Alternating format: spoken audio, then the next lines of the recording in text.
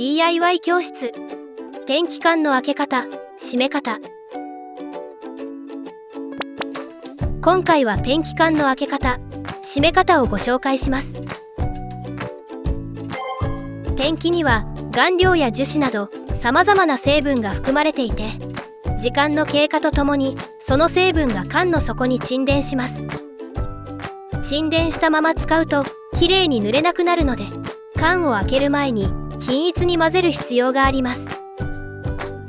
蓋がしっかり閉まっていることを確認して、上下に30秒ほどよく振ります。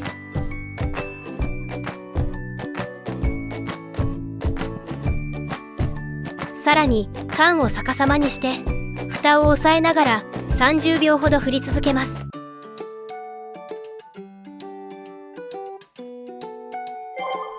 缶オープナーやマイナスドライバーを蓋と本体の間に差し込み、缶を回しながら少しずつ蓋をこじ開けていきましょう。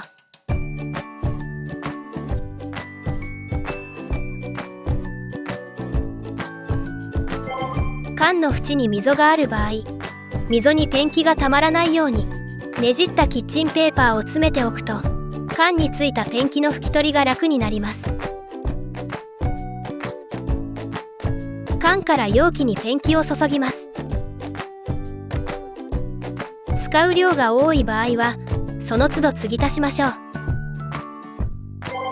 缶を閉める場合、溝のキッチンペーパーを引き出して缶の縁をきれいに拭きます。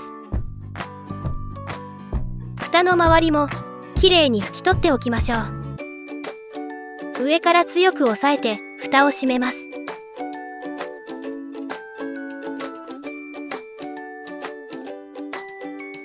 最後にしっかり閉めた缶を一度逆さまにすることで、内側からペンキ自体で密封して長く保存することができます。